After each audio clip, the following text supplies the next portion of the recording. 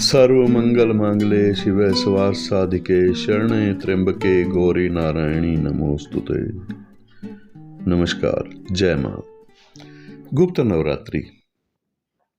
गुप्त नवरात्रि जीवन बदल देती है। इसमें अनेकों रहस्यमयी साधनाएं की जा सकती हैं। गुप्त नवरात्रि आने वाले समय में पड़ रही है 19 जनवरी 2026 के दिन से। गुप्त नवरात्रि आरंभ हो रही है 19 जनवरी 2026 से। ये 9 रात्रियां आपकी किस्मत को बदलने वाली हो सकती हैं। 19 जनवरी 2026 गुप्त नवरात्रि, ये 5 रहस्यमयी साधनाएं, छोटी छोटी साधनाएं, छोटे छोटे मंत्रों को आप अपना करके कर सकते हैं। ये 5 रहस्यमयी साधनाएं जो मैं आपको बताने जा रहा हूं, जीवन बदल देंगी। ये हैं सीक्रेट तंत्र पावर। गुप्त नवरात्रि 2026 कौन सी देवी की साधना करें? सिर्फ 9 रातें। गुप्त नवरात्रि की ये साधना धन, शक्ति और सिद्धि सब कुछ देने वाली है। 19 जनवरी को गुप्त नवरात्रि तंत्र मंत्र रहस्य को यहाँ इस वीडियो में हम समझाने की कोशिश करेंगे। इस बार माघ मास की गुप्त नवरात्रि 19 जनवरी 2026 से आरंभ हो रही है। साल में 2 नवरात्रि होती हैं जो प्रत्यक्ष हैं और 2 नवरात्रि होती हैं जो गुप्त रहती हैं।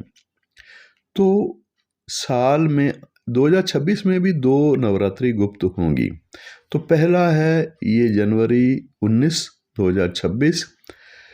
दोनों गुप्त नवरात्रियों में आप ये साधना कर सकते हैं। माघ मास की गुप्त नवरात्रि कहलाएगी, जिसे तंत्र मंत्र और सिद्धि साधना की सबसे बड़ी और सबसे रहस्यमयी नवरात्रि माना जाता है। गुप्त नवरात्रि का वास्तविक शास्त्रीय महत्व क्या है? कौन सी महाविद्या की साधना कब करनी चाहिए? इस गुप्त नवरात्रि के लिए हमें जानना चाहिए कि गुप्त नवरात्रि का वास्तविक शास्त्रीय महत्व क्या है। कौन सी महाविद्या की साधना कब करनी चाहिए? 9 रातों की सिद्धि प्राप्त करने की गुप्त विधि क्या है? तंत्र साधना और ग्रस्तों के लिए सुरक्षित उपाय क्या हैं? किन लोगों को गुप्त नवरात्रि अवश्य करनी चाहिए? ये वीडियो उन साधकों के लिए विशेष उपयोगी होगा जो आध्यात्मिक शक्ति संचित करना चाहते हैं, या फिर ग्रह बाधा है, दरिद्रता भय से मुक्ति चाहते हैं, जीवन में गुप्त उन्नति करना चाहते हैं। ये ज्ञान साधारण नहीं है। पूरा वीडियो आप अवश्य देखें। चैनल को सब्सक्राइब कर लीजिएगा और इस दिव्य रहस्य का हिस्सा बने रहिए। साल में 2 बार आने वाली नवरात्रि साधारण होती हैं, लेकिन साल में 2 बार और नवरात्रि आती हैं। कुल मिलाकर 4 नवरात्रि मानी जाती हैं, जिसमें 2 नवरात्रि साधारण या प्रत्यक्ष कह सकते हैं और 2 नवरात्रि गुप्त नवरात्रि। ये साधकों के लिए, केवल साधकों के लिए ही नहीं, ग्रस्तों के लिए भी और सिद्धों के लिए भी विशेष होती हैं। 19 जनवरी 2026 से आरंभ हो रही माघ मास की गुप्त नवरात्रि वो समय है जब देवी प्रकट नहीं होती, साधक के भीतर जागृत होती है। गुप्त नवरात्रि है क्या? शास्त्रीय आधार क्या है इसका? गुप्त नवरात्रि वर्ष में 2 बार आती है। माघ मास यानी जनवरी फरवरी, आषाढ़ मास मतलब जून जुलाई। और इस 2 गुप्त नवरात्रियों का जो उल्लेख मिलता है वो मिलता है कालिका पुराण में, तंत्र चूड़ामणि में, रुद्रायमल तंत्र नामक ग्रंथ में। मुख्य अंतर क्या है सामान्य नवरात्रि और गुप्त नवरात्रि? सामान्य नवरात्रि में सार्वजनिक पूजा, व्यक्तिगत साधना, दुर्गा पूजा, महाविद्या साधना, उत्सव प्रधान होती हैं। और सिद्धि प्रधान, ये नवरात्रि दिखाने के लिए नहीं, भाग्य को बदलने के लिए होती है, सोए भाग्य को जगाने वाली होती है। माघ मास गुप्त नवरात्रि का विशेष महत्व क्या है? माघ मास तप, संयम और सिद्धि का महीना माना गया है। सूर्य मकर राशि में प्रवेश कर चुके होते हैं। देवताओं की जागृति काल आरंभ हो चुका होता है। तंत्र में इसे कहा गया है माघे सिद्धि कर स्थिता। इस नवरात्रि में की गई साधना शीघ्र फल देने वाली होती है। गुप्त रूप से जीवन बदल सकती है। आप भी बिना दिखावे की शक्ति प्राप्त करने के लिए अवश्य इस माघ मास की गुप्त नवरात्रि में साधना करें। कौन लोग गुप्त नवरात्रि अवश्य साधना कर सकते हैं? जिनकी कुंडली में राहु या केतु किसी शुभ ग्रह को पीड़ित कर रहे हैं, मतलब किसी शुभ ग्रह को अपना फल नहीं देने दे रहे। राजयोग है आपकी कुंडली में, किसी भी प्रकार से नवम भाव से भाग्य को जागने का संकेत आपकी कुंडली दे रही है, लेकिन कौन रोक रहा है? राहु रोक रहा है या फिर केतु रोक रहा है। तो इसके लिए आप गुप्त नवरात्रि में आज जो साधना बताई गई हैं उनमें से कोई भी साधना, सरल पद्धति से आप कर सकते हैं। फिर दूसरा यह है कि शनि बाधा कारक है। अगर आपकी कुंडली में 7.5 का समय है, शनि की दशा अंतरदशा का समय है, या शनि किसी प्रकार से किसी सुख को क्षीण कर रहा है, चाहे वो वैवाहिक सुख हो या संतान का सुख या फिर आर्थिक स्थिति में बाधाएं हों, तो शनि बाधा दे रहा है, तो बार बार प्रयास विफल हो रहे हैं। डर हमेशा बना रहता है, किसी न किसी प्रकार का अनिद्रा यानी नींद पूरी नहीं होती, और नकारात्मकता ने जड़ लिया है, जड़ पकड़ ली है। जो लोग चाहते हैं धन में स्थिरता, आत्मविश्वास और तेज तंत्र बाधा से रक्षा, गुप्त शत्रुओं पर विजय प्राप्त करना, उनके लिए तो ये वीडियो विशेष उपयोगी है। गुप्त नवरात्रि में कौन सी देवी की साधना करें? यह नवरात्रि नव दुर्गा की नहीं है, 10 महाविद्याओं की भी होती है। दुर्गाओं के अलावा 10 महाविद्याओं की साधनाएं भी की जाती हैं। 10 विद्याएं कौन सी हैं? थोड़ा सा आप जान लीजिए। पहली महाविद्या है काली, और काली की साधना करने से भय, शत्रु का नाश होता है। दूसरी महाविद्या है तारा, वाणी, ज्ञान और रक्षा करने वाली देवी हैं। वाणी प्रदान करने वाली यानी वाणी का आशीर्वाद, और ज्ञान प्रदान करने वाली, रक्षा प्रदान करने वाली शत्रुओं से। तीसरी है त्रिपुर सुंदरी, ये आकर्षण और सौभाग्य प्रदान करने वाली देवी, विशेष रूप से ये उपलब्धियां प्राप्त की जा सकती हैं त्रिपुर सुंदरी साधना से। चौथी है भुवनेश्वरी, ये इस देवी की साधना करने से स्थिरता और ग्रह शांति विशेष प्राप्त होती है। पांचवी है छिन्नमस्ता, ये साहस और क्रांति के लिए इसकी साधनाएं विशेष सहायक होती हैं।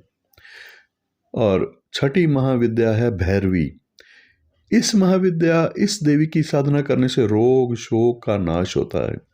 सातवीं महाविद्या है धूमावती, पितृ, दरिद्र, पितृ का शाप हो, किसी भी पितरों का शाप हो या दारिद्र्य दोष उसके कारण से हो, तो धूमावती साधना विशेष सहायक होती है। आठवीं है बगलामुखी, बगलामुखी साधना या बगलामुखी महाविद्या शत्रु का स्तंभन करने के लिए विशेष रूप से जानी जाती है। नौवीं है मातंगी महाविद्या साधना, वाणी और कला के लिए, अगर आप किसी भी कला से संबंध रखते हैं, कलाकार हैं, या वाणी को ऐसा प्रभावशाली बनाना चाहते हैं, तो मातंगी साधना मदद करती है। 10वीं महाविद्या है कमला यानी महालक्ष्मी का ही एक रूप है। ये धन और लक्ष्मी की कृपा प्राप्त करवाने के लिए विशेष सहायक हैं। इस देवी की साधना करने से धन अपार प्राप्त होता है, लक्ष्मी की अपार कृपा होती है। गृहस्थों के लिए जो साधनाएं करने योग्य होती हैं, गृहस्थों के लिए काली की साधना, तारा की साधना, भैरवी की साधना, कमला की साधना ज़्यादा सुरक्षित मानी गई हैं, क्योंकि ये सभी तंत्र साधनाएं हैं और इसमें घोर तंत्र साधनाएं भी शामिल हैं। तो आपके लिए, ग्रस्तों के लिए जो घोर नहीं है लेकिन तंत्र साधनाएं तो फिर भी हैं, उसमें है काली, तारा, भैरवी, कमला, ये सुरक्षित मानी गई हैं ग्रस्तों के लिए। आइए जानते हैं 9 रातों की साधना का रहस्य सिद्धांत क्या है। हर रात एक ही देवी या एक ही मंत्र पर साधना करें। 9 रात्रियों में एक ही देवी की साधना करनी चाहिए और एक ही मंत्र को पकड़ करके उसी का जप करना चाहिए। कोई भक्त गलती क्या करते हैं, रोज देवी को बदल लेते हैं, वो नहीं करना चाहिए। एक ही देवी की साधना 9 दिन करें। दिखावे के लिए पूजा ना करें, क्योंकि गुप्त नवरात्रि गुप्त साधनाएं हैं। बिना नियम के साधना ना करें, नियमों के पाबंद रहें। इसका सही तरीका क्या है? गुप्त स्थान, यानी आप प्रत्यक्ष कोई सार्वजनिक स्थान पर बैठ करके ना करें इस साधना को। घर में एक साफ सुथरा रूम हो जहां बैठ करके, आसन पर बैठ करके आप ये साधना करेंगे। सीमित वाणी, कम से कम बोलें, ज़्यादा बोलना ठीक नहीं जब आप ये साधना कर रहे होंगे। फिर ब्रह्मचर्य का पालन करना आवश्यक है इस साधना के दौरान। सात्विक आहार करें, सात्विक आहार ही लेना है। कोई तामसिक पदार्थ का भोजन ना करें और ना ही कोई तामसिक व्यवहार होना चाहिए। क्रोध का त्याग, वाणी सीमित रखना, ब्रह्मचर्य का पालन करना, स्थान गुप्त होना चाहिए, साफ सुथरा। फिर आगे है गुप्त नवरात्रि की सबसे सरल लेकिन शक्तिशाली साधना क्या है। गुप्त शक्ति जागरण मंत्र कौन सा है जो हर गृहस्थ कर सकता है? मंत्र है ओम ऐम ह्रीं क्लीं चामुंडाय विच्चे। दोबारा दोहरा देता हूं, ओम ऐम ह्रीं क्लीं चामुंडाय विच्चे। इसकी विधि क्या है? इस मंत्र की जप करने की विधि क्या है? समय रहेगा रात्रि काल 10:30 से 12:30। ये 10:30 से 12:30 का विशेष क्या उपयोगिता है? इसमें शांति और एकांत आपको प्राप्त होगा। आसन कौन सा लेना है? आसन आप लाल रंग का कोई कंबल का आसन ले लीजिए, वो सबसे ज़्यादा बेस्ट है, नहीं तो काला कंबल भी आप ले सकते हैं। दीपक में तिल का तेल प्रयोग करें। और जप के लिए माला कौन सी लेनी है? रुद्राक्ष की माला का प्रयोग करना है। जप करना है रुद्राक्ष की माला से। और प्रतिदिन कितना जप करना है? कम से कम 5 माला का जप प्रतिदिन अवश्य करना है। जप कितने दिन करना है? 9 दिन करना है। 9 दिन जप करने से मानसिक भय समाप्त होगा, आत्मबल में वृद्धि होगी। बाधाएं, चाहे वो आर्थिक बाधाएं हैं, शत्रु बाधाएं हैं, शारीरिक स्वास्थ्य बाधक है, तो ये सारी बाधाएं अपने आप ही दूर होने लग जाएंगी, हटने लग जाएंगी। इन 9 रात्रियों में, गुप्त नवरात्रि की 9 रात्रियों में क्या नहीं करना चाहिए, इसको समझ लिए। ये बड़ा महत्वपूर्ण है। किसी को साधना कर रहे हैं, क्या साधना कर रहे हैं, क्या मंत्र कर रहे हैं, इसकी चर्चा किसी के समक्ष ना करें, ना बताएं। क्रोध ना करें, किसी की निंदा ना करें, अपशब्द बिल्कुल ना बोलें। फिर तामसिक भोजन का प्रयोग बिल्कुल ना करें, वो बाधा पहुंचाएगा, लाभ नहीं होने देगा। मजाक ना करें किसी से, अहंकार ना करें, किसी के अहम को चोट ना पहुंचे, इसका भी ध्यान रखें। देवी गुप्त हैं, इसलिए साधना भी गुप्त रखना जरूरी है। गुप्त नवरात्रि का अंतिम दिन यानी 9वां दिन सिद्धि के संकेत मिलेंगे। सिद्धि के संकेत क्या मिलते हैं? ये 9वीं या 10वीं को सोपन में संकेत मिलेंगे आपको। अचानक समाधान होने लगेंगे, भय का लोप होने लगेगा, भय समाप्त हो जाएगा। किसी प्रकार का आपको भय रहता है, नींद नहीं आती, वो स्थिति नहीं रहेगी। यही इस साधना की स्वीकृति मानी जाएगी। अगर ऐसा हुआ है तो आपकी साधना समझ लीजिए सफल हो गई। मंत्र वही जो मैंने आपको बताया है, ओम ऐं ह्रीं क्लीं चामुंडाय विच्चय। मंत्र का रहस्यात्मक परिचय क्या है? दरअसल ये कोई साधारण मंत्र नहीं है। इस मंत्र का उल्लेख आपको दुर्गा सप्तशती में मिलेगा। ये मंत्र नव दुर्गा की संयुक्त शक्ति का मंत्र है। जो साधक इस मंत्र को समझ करके और इस मंत्र का अर्थ जान करके जप करता है, उसके जीवन में भय, बाधा या दुर्बलता, किसी भी प्रकार की दुर्बलता, वो खुद ही विदा लेने लग जाती हैं। मंत्र का शास्त्रीय अर्थ भी होना चाहिए पता। मंत्र कोई भी हो, आप जप करते हैं तो उसका अर्थ आपको पता होना चाहिए। तो इस मंत्र का अर्थ क्या है? इस मंत्र में ओम ऐं ह्रीं क्लीं चामुंडाय विच्चय में ओम का अर्थ है ब्रह्मांडीय चेतना। ब्रह्मांडीय चेतना का यह नाम है ओम। ऐं सरस्वती बीज मंत्र है, यानी ज्ञान और बुद्धि देने वाला ये बीज मंत्र है। अगर आप कभी किसी भी अवसर पर ऐं बीज का ऐं ऐं ऐं ये जप करते हैं तो मतलब सरस्वती का बीज मंत्र जप कर रहे हैं। ये ज्ञान और बुद्धि को देने वाला माना गया है। दूसरे नंबर पर आता है ह्रीं। ये बीज शक्ति संरक्षण के लिए है, शक्ति का संचय करने के लिए है। क्लीं महाकाली, आकर्षण और विजय प्राप्त करने के लिए इस बीज का इसमें संयोजन किया गया है। चामुंडाय, चंडिका देवी या फिर दुर्गा का स्वरूप।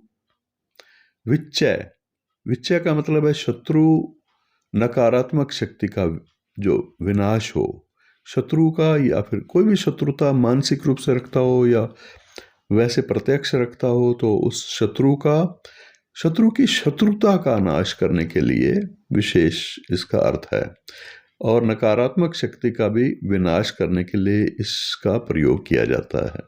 ये मंत्र ज्ञान, शक्ति, आकर्षण और रक्षा करने वाला चारों प्रकार से और एक साथ ये लाभ देने वाला मंत्र बन जाता है। ये मंत्र किसके लिए अत्यंत लाभकारी हो सकता है? जिनके जीवन में लगातार भय, घबराहट रहती है, आत्मविश्वास की कमी रहती है, राहु या फिर केतु या फिर शनि की बाधाएं हैं कुंडली में, शत्रु, ईर्ष्या, तंत्र बाधा की आशंका उसको हमेशा बनी रहती है, मन अस्थिर रहता है, मन में स्थिरता रहती नहीं है। विशेष रूप से ग्रस्त साधक इसको कर सकते हैं, उनके लिए विशेष उपयोगी होता है। कोई स्त्री भी कर सकती है, कोई पुरुष भी कर सकता है, दोनों भी कर सकते हैं। विद्यार्थी भी कर सकते हैं, व्यापारी भी कर सकते हैं, साधक भी कर सकते हैं। ये मंत्र सुरक्षित भी है, बशर्ते विधि इसकी सरल रखी जाए, मतलब इसकी सभी शर्तों का, इससे संबंधित शर्तों का पालन आप अवश्य करें। तो इस साधना को आरंभ करने के लिए श्रेष्ठ समय कौन सा है, उत्तम काल कौन सा है? इसके लिए सबसे बेस्ट है गुप्त नवरात्रि का अवसर। गुप्त नवरात्रि के 9 रात्रियां, 9 दिन। नवरात्रि के अलावा फिर आप किसी भी शुक्रवार या मंगलवार को भी ये साधना कर सकते हैं, या फिर किसी भी अमावस्या या अष्टमी के दिन भी आप ये साधना को कर सकते हैं। समय रात्रि 10:30 बजे से 12:30 बजे श्रेष्ठ है इस साधना के लिए, या फिर प्रातः मॉर्निंग में ब्रह्म मुहूर्त में भी आप कर सकते हैं। ब्रह्म मुहूर्त में ना कर पाएं तो प्रातः 4-5 बजे भी आप इस मंत्र का जप कर सकते हैं। साधना से पहले की तैयारी बड़ी ही आवश्यक है। इसमें लाल या काला आसन आप पहले से तैयार करके रखें। रुद्राक्ष की माला को भी पहले आप प्राप्त करके रखें या खरीद करके रखें। तिल का तेल भी आप रख लें, जो दीपक प्रज्वलित करने के लिए आवश्यक होगा। माँ दुर्गा या चामुंडा का एक चित्र भी आप ले लीजिए इस साधना से पहले। तो ये सामग्री है, इस सामग्री को आप संचित कर लीजिए। नियम क्या है?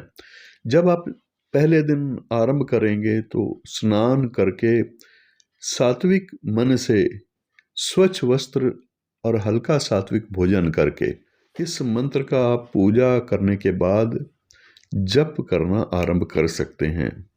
और आपको इन 9 दिनों में सीमित वाणी का प्रयोग करना है।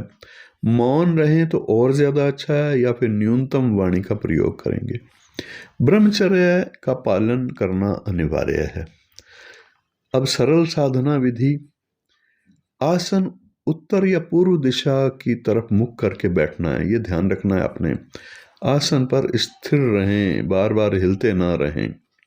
संकल्प करना है सबसे पहले। आपको मंत्र जिस दिन आरंभ करेंगे पहले दिन संकल्प करना जरूरी है। स्मरण करेंगे विक्रमी संवत 2082 है, माघ मास शुक्ल पक्ष प्रतिपदा तिथि के दिन आप अपना नाम लेंगे और पिता का नाम, सपुत्र श्री या सपुत्री श्री, पिता का नाम, और फिर कहाँ पर आप जप करना आरंभ कर रहे हैं, साधना करना आरंभ कर रहे हैं, उस क्षेत्र का नाम लेकर के मानसिक रूप से, अगर आप ये सब कुछ नहीं कर सकते तो आप मन से मानसिक संकल्प भी कर सकते हैं। मन में आप कहें कि मैं, इसमें आप अपने नाम का उच्चारण करेंगे।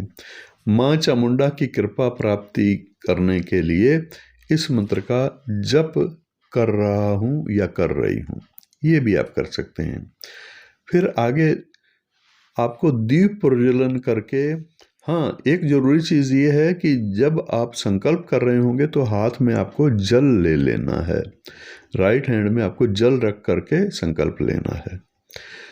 फिर उसके बाद अगला चरण है दीप प्रज्वलन, यानी दीपक जला लेना है, तिल के तेल का दीपक, और दीपक जला करके आपको दाईं ओर रखना है।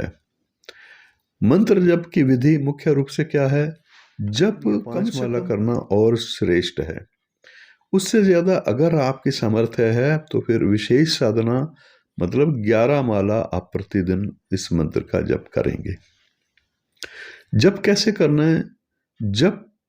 जब आप करेंगे तो धीमी आवाज होनी चाहिए, यानी आवाज बाहर नहीं निकले, हल्की फुसफुसाहट की आवाज ही निकलती है। स्पष्ट ना हो, मंत्र किसी को सुनाई ना दे, धीमी आवाज हो, या फिर फुसफुसाहट के साथ जैसे आवाज निकलती है, इस प्रकार से आपको मंत्र का जप करना है। और साथ ही मन जो है आपका वो चंचल है, उसको स्थिर रखना बहुत जरूरी है। मन मंत्र में लगाए रखें, मंत्र में स्थिर रखें, बीच में मंत्र को ना रोकें। 7 से 9 माला या फिर 11 माला भी आप जप कर सकते हैं। ये क्रम ग्रस्तों के लिए सबसे बेस्ट क्रम है। साधना के दौरान अनुभव आपको क्या हो सकते हैं, ये ध्यान दें इस बात पर विशेष रूप से। साधना के दिनों में भय नहीं होना चाहिए, भय ना करें किसी भी बात का, ना ही कोई शंका करें और ना ही कोई किसी प्रकार का वहम होना चाहिए कि साधना का फल मिलेगा नहीं मिलेगा, या कोई हानि तो नहीं होगी, या कोई दुष्प्रभाव तो नहीं होगा। तो इसमें जो अनुभव आपको होंगे वो होंगे सोपन में देवी के दर्शन होना, शरीर में हल्कापन महसूस होना या हल्का कंपन सा महसूस होना जप के समय। फिर ये हो सकता है कि भावुकता में अश्रु का बहना जब आप जप कर रहे होंगे। उसके बाद अचानक भय का लोप हो जाना, भय बिल्कुल गायब हो जाना। ये सारे जो संकेत हैं ये सकारात्मक संकेत हैं। अगर आपको ये सकारात्मक संकेत प्राप्त होते हैं तो किसी से इसकी चर्चा ना करें और रुकें भी नहीं। साधना में क्या नहीं करना चाहिए? मंत्र बदलना नहीं चाहिए बार बार, संख्या घटाना या बढ़ाना, मंत्र की संख्या को घटाना नहीं चाहिए, ना ही किसी को मंत्र बताना चाहिए, ना ही साधना बतानी चाहिए। अहंकार या दिखावा नहीं होना चाहिए। मंत्र जितना गुप्त रख सकें फल उतना प्रबल होगा। साधना पूर्ण होने पर क्या करना चाहिए? नवमी या अंतिम दिन माँ को लाल पुष्प अर्पित करें। कन्या या किसी स्त्री को भोजन कराना है, जैसे आप 5 कन्याओं को भोजन करा दीजिए, 7 को करा दीजिए, 11 को करा दीजिए, उनको दक्षिणा दे करके। और एक विशेष बात यह है कि जब आप साधना संपन्न करेंगे तो अंत में दीपक को बुझाना नहीं है, दीपक स्वयं अपने आप ही शांत हो जाएगा। सिद्धि प्राप्त होना यानी सफलता प्राप्त होने के लक्षण क्या हैं? ये जो आपने जप किया है, साधना की है, इससे आपका भय समाप्त हो जाएगा, मन स्थिर हो जाएगा, निर्णय शक्ति में वृद्धि हो जाएगी और नकारात्मक जो लोग हैं या नकारात्मक जो दुविधाएं हैं आपके सामने, वो सब दूर होने लग जाएंगी। ये मंत्र किसी को नुकसान पहुंचाने के लिए बिल्कुल नहीं है। ऐसा ना समझें कि किसी को इसकी हानि होगी। कोई शत्रु का नाश नहीं होता, शत्रुता का नाश होता है। स्वयं को शक्तिशाली बनाने के लिए ये मंत्र है। जो श्रद्धा से जप करता है, माँ चामुंडा उसे कभी निर्बल नहीं रहने देती, कमजोर नहीं रहने देती। गुप्त नवरात्रि कोई पर्व नहीं, ये एक अवसर है स्वयं को बदलने का। जो इस समय को पहचान गया उसके लिए ये वर्ष नहीं, पूरा जीवन बदल देने वाला अवसर है। वीडियो को पूरी श्रद्धा से आपने देखा, इसके लिए बहुत बहुत धन्यवाद। आप कमेंट्स में ये अवश्य लिख दीजिएगा कि जय माँ चामुंडा, या फिर लिख दीजिएगा जय माँ। चैनल को सब्सक्राइब कर लीजिएगा, शेयर कर दीजिएगा अपने मित्रों को। अगर आप अपने किसी व्यक्तिगत समस्या के समाधान के लिए मिलना चाहते हैं या फिर अपनी जन्म कुंडली का विश्लेषण करवाना चाहते हैं नक्षत्र पद्धति के अनुसार, तो अवश्य आप संपर्क कर सकते हैं। अपॉइंटमेंट के लिए आपको नीचे दिए गए नंबरों का प्रयोग करना है और केवल व्हाट्सएप पर आप इन्फॉर्मेशन दीजिए कि आप इसलिए मिलना चाहते हैं, और मिलने के लिए फीस की पूछताछ भी आप उसी समय व्हाट्सएप के माध्यम से अवश्य कर लीजिएगा। फिर मिलते हैं किसी उपयोगी विषय पर चर्चा करने के लिए। नमस्कार।